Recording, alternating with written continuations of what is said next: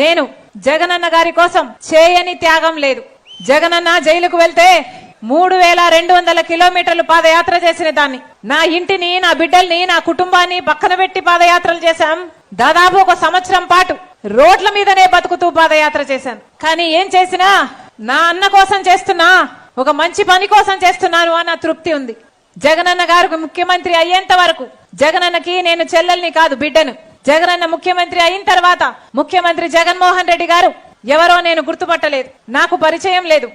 క్రమంగా ఆఖరికి సునీతమ్మ విషయంలో కూడా నాకు అన్యాయం జరిగేటట్టుంది, నాన్నకు న్యాయం జరిగేటట్టు లేదు అంటే ఒకటే ఆలోచించాను, కనీసం వాళ్లకు భరోసా కూడా కల్పించలేకపోతే ఇక మనం బంధువులై ఉండి ఏం లాభం, రక్త సంబంధం ఉండి ఏం లాభం. అసలు వివేకానంద రెడ్డి గారు ఎవరు?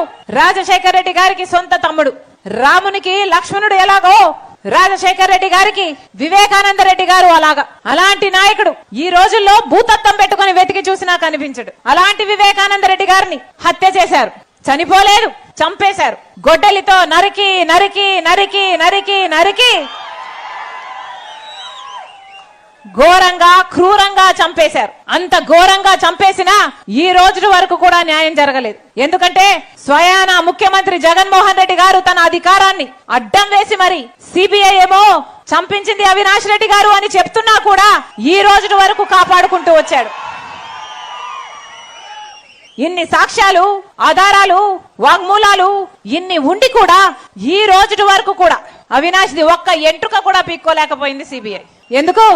సాక్షాత్తు రాజశేఖర రెడ్డి గారి కొడుకు జగన్మోహన్ రెడ్డి గారు ముఖ్యమంత్రిగా ఉండి ఈ రోజు తన అధికారాన్ని అడ్డేసి మరి హంతకుల్ని కాపాడుతున్నారు. కాబట్టి ఒక హత్య చేసిన వాళ్ళని కాపాడడం ఒక ఎత్తు అయితే, మళ్ళీ అదే హత్య చేయించారు అని తెలిసి కూడా మళ్ళీ వాళ్ళకే ఎంపీ టికెట్ ఇవ్వడము ఇంకొక ఎత్తు. అంటే సొంత చిన్నానను హత్య చేయించిన వాళ్ళు మళ్ళీ గెలవాలట, వాళ్ళకే మళ్ళీ అధికారం రావాలట, అధికారంతో మళ్ళీ తప్పించుకొని తిరగాలట, మళ్ళీ ఈ హత్య చేసిన వాళ్ళే మళ్ళీ చట్టసభలకు వెళ్లి కూర్చోవాలట.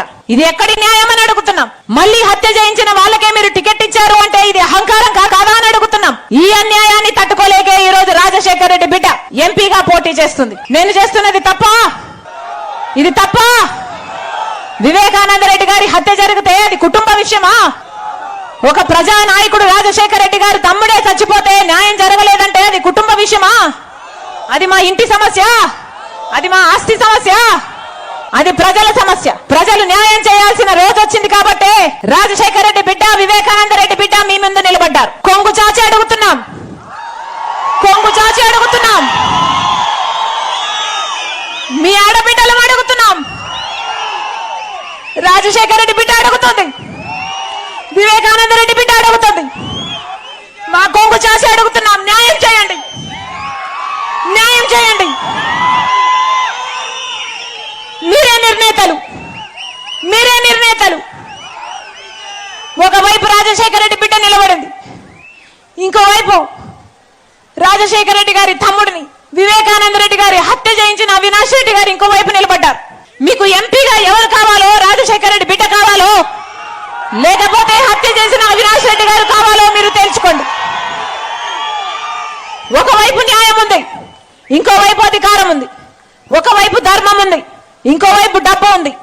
మీరు ఏ వైపు నిర్ణయించుకోవాల్సిన సమయం వచ్చింది. నేను రాజశేఖర రెడ్డి బిడ్డను. పులి కడుపున పులే పుడుతుంది. ఈ రాజశేఖర రెడ్డి బిడ్డ ఎవ్వరికి భయపడేది కాదు. అలాగే అన్యాయం జరుగుతుంటే సహించేది కూడా కాదు. ఇక్కడ అన్యాయం జరుగుతుంది కాబట్టి ఒక హంతకుడిని మళ్ళీ గెలిపించకుండా, ఒక హంతకుడు మళ్ళీ చట్టసభలకు వెళ్ళకూడదని ఈ రోజు రాజశేఖర రెడ్డి బిడ్డ ఈ నిర్ణయం తీసుకొని ఇక్కడ నిలబడింది.